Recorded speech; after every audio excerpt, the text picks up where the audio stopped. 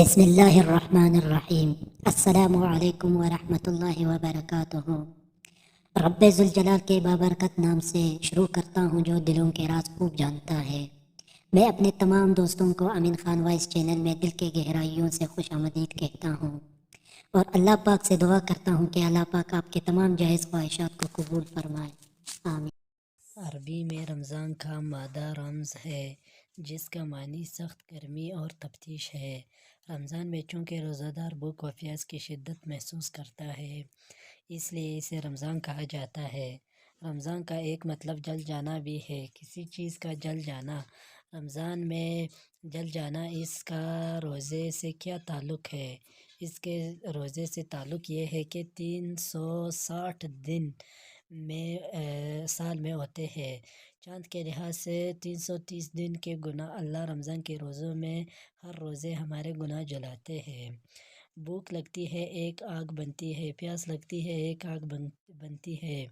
ہمارے لکڑی کی آگ میں چیزیں جلتی ہے اور ہمارے روزے کے بھوک کے آگ میں گناہ جلتے ہیں، اور 29ویں روزے اللہ سارے سال کے گناہوں کو جلا کر روزے والے کو ایسے پاک کر دیتا ہے جیسے آج ہی ماں کے پیٹ سے نکلا ہو۔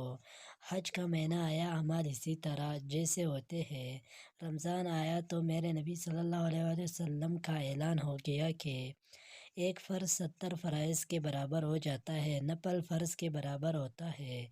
حضرت علی رضی اللہ تعالیٰ عنہ کا فرمان ہے کہ جس شخص نے ایک فرض چھوڑ دیا پھر قیامت تک اس کی قضا میں نفل روزے رکھتا ہے تو ایک روزے کا یہ سارے روزے بدلہ نہیں ہو سکتے۔ ایک نماز چھوڑ دی اور پھر ایک کی قضا میں قیامت تک نفل ادا کرتا رہا تو فرض نماز کی ایک رکعت کی سجدے کے برابر بھی نہیں ہے۔ فرض میں اتنی طاقت ہے کہ بغیر عذر کے رمضان کا روزہ چھوڑنا نا کبیرہ گناہ ترین ہے۔ اس عمل کی وجہ سے انسان فاسق ہو جاتا ہے۔ اس پر اللہ تعالیٰ سے توبہ کرنا ضروری ہے اور اس دن کی جلد از جلد قضا بھی دے۔ رسول اللہ صلی اللہ علیہ وسلم نے فرمایا، مجھے ایک ایسی قوم کے پاس لے گئے جنہیں ان کے ایڑیوں کے بل لٹکایا گیا تھا، ان کے بانجھیں چیر دی گئی تھی اور ان سے خون بہہ رہا تھا۔ میں نے کہا، یہ کون ہے؟ تو انہوں نے کہا، یہ افطاری کا وقت ہونے سے پہلے روزہ افطار کرنے والے لوگ ہیں۔ اللہ اکبر۔ دوستو، یہ ایسے شخص کی سزا ہے جس نے روزہ تو رکھا لیکن اسے وقت سے پہلے ہی کھول دیا، تو اس شخص کا کیا حال ہوگا جس نے بالکل روزہ رکھا ہی نہیں ہے۔ ہم اللہ تعالیٰ سے دنیا و آخرت میں سلامتی و عافیت کا سوال کرتے ہیں کہ اللہ کی رحمت کیسے متوجہ ہوتی ہے کہ رمضان کے مہینے میں اللہ فرماتا ہے، ایک فرض کو 70 کے برابر کر دو، نفل کو فرض کے برابر کر دو۔ جو رات کو تراویح پڑھے گا اور دن میں روزہ رکھے گا، آخری رات اسے ایسی دو دیا جائے گا اور اللہ پاک کر دیا جائے گا، اس کے ذمہ گناہ کے ایک ذرہ باقی نہیں رہے گا، سب گناہ اللہ معاف فرما دے گا۔ حضور صلی اللہ علیہ وسلم نے فرمایا، جس نے روزہ رکھا اللہ کی رضا کے لیے، جس نے اللہ کی رضا کے لیے تراویح پڑھی، اللہ اس کی زندگی کے پچھلے تمام گناہ معاف فرما دیتا ہے۔ رات کا قیام کسی امت کو نہیں ملا۔ رمضان میں اللہ نے آسمانی کتابیں اتاری۔ یکم رمضان کو ابراہیم علیہ السلام پر، 2 رمضان کو رات حضرت موسیٰ علیہ السلام پر، 8 یا 6 رمضان کو داؤد علیہ السلام اور 12 یا 18 رمضان پر عیسیٰ علیہ السلام پر انجیل کو اتارا، اور 21 رمضان کو اللہ نے پیر کے رات لیلۃ القدر میں غار حرا میں اللہ نے اپنے محبوب پر کتاب کو اتارا۔ باقی کتابیں مکمل ایک دفعہ نازل ہوئی، قرآن مکمل نہیں آیا اور 23 برس میں مکمل ہوا۔ کتنے انبیاء ایسے گزرے ہیں جن کے پاس جبرائیل علیہ السلام زندگی میں ایک دفعہ آئے ہیں، اور ایسے لے کر آگے کوئی تعداد مقرر نہیں، لیکن ہمارے نبی صلی اللہ علیہ وسلم پر جبرائیل 23 برس میں 24,000 دفعہ آئے ہیں۔ یہ ایک عجیب العجائب ہے۔ دوستو، رات کہ تراویح دن کا روزہ تراویح میں کیا ملنے والا ہے۔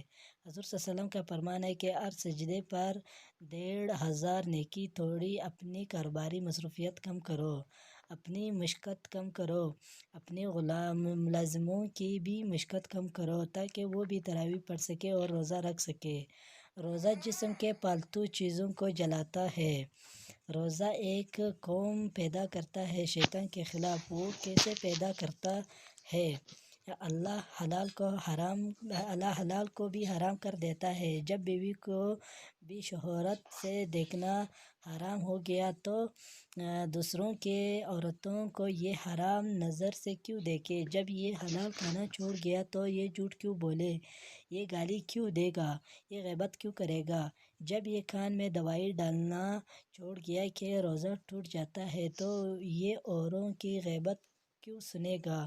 اوروں کی برائی کیوں سنے گا؟ یہ آنکھ میں دوائی نہیں ڈالتا ہے جب وہ حلق میں چلنے جانے سے روزہ ٹوٹ جاتا ہے تو یہ آنکھوں سے کیوں غلط دیکھے گا؟ جب یہ اندھیرے میں بند کمرے میں ٹھنڈا پانی پڑا ہوا ہے اور ہاتھ نہیں لگاتا اور اللہ کا دھیان اسے یاد ہوتا ہے کہ اللہ دیکھ رہا ہے اور نہاتے وقت ہونٹ بند کر لیتا ہے کہ کوئی پانی کا قطرہ منہ میں نہ چلا جائے اور روزہ نہ خراب ہو جائے، تو یہ جب اللہ کا اتنا دھیان اس کو نصیب ہو جاتا ہے کہ اللہ دیکھ رہا ہے، ورنہ کسی کو کیا خبر کہ وہ پانی پیتا ہے یا کیا کرتا ہے۔ تو جب وہ اللہ کو اتنا اپنے دھیان میں لے آتا ہے کہ اللہ دیکھ رہا ہے کہ میں کیا کر رہا ہوں، تو پھر جب وہ بازار میں جائے گا تو جھوٹ نہیں بولے گا، جب یہ تولے گا تو غلط نہیں تولے گا۔ وہ الگ بات ہے کہ کچھ لوگ رمضان میں جھوٹ نہیں بولتے لیکن اس کے بعد پھر سے وہی معمول شروع کر دیتے ہیں۔ اس کی وجہ کیا ہے کہ رشوت خور کہتا ہے کہ رمضان میں نہیں، رمضان میں جھوٹ نہیں بولنا چاہیے، رمضان میں صحیح تولنا ہے۔ یہ سب اس لیے کیونکہ رمضان میں شیطان قید ہو جاتا ہے۔ کسی امت کو یہ نہیں ملا کہ رمضان میں شیطان قید کیے جائے، اس امت کو یہ ملا ہے کہ شیطان قید کیے جاتے ہیں۔ کسی امت کو نہیں ملا کہ رمضان میں جہنم کے دروازے بند ہو جاتے ہیں اور جنت کے دروازے کھل جاتے ہیں۔ کسی امت کو یہ نہیں ملا کہ ان کے لیے ہر مخلوق دعا کرے۔ رمضان کے مہینے میں اس امت کو یہ ملا ہے کہ ان کے لیے رمضان میں چونٹیاں بھی دعا کرنے لگتی ہے، مچھلیاں بھی دعا کرتی ہے اور ہوائیں بھی دعا کرتی ہے۔ روزہ رکھنے والوں کے لیے کسی امت کو یہ نہیں ملا کہ آخری رات ان کی بخشش ہو جائے، اس امت کو یہ ملا ہے کہ آخری رات سب کی بخشش ہو جاتی ہے۔ کسی امت کو یہ نہیں ملا کہ جنت کے حوریں روزوں میں انہیں یاد کرے، اس امت کو یہ ملا ہے کہ اللہ جنت کو تیار کرتا ہے کہ میرے بندے آ رہے ہیں، روزہ دار آ رہے ہیں تاکہ میں اپنے بندوں کو ان کے بھوک اور پیاس کا بدلہ پیش کروں۔